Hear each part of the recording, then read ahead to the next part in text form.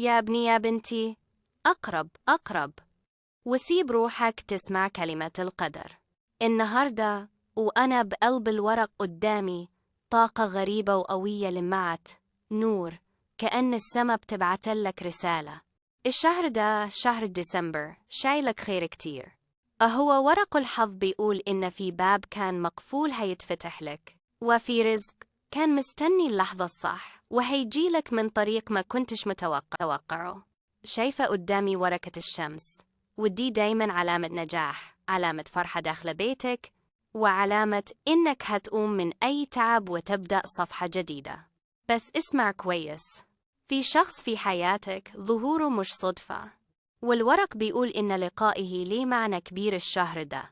وخد بالك، الطاقة حوالينك بتتغير، لو تبعت إحساسك هتوصل للحاجة اللي أنت مستنيها من زمان.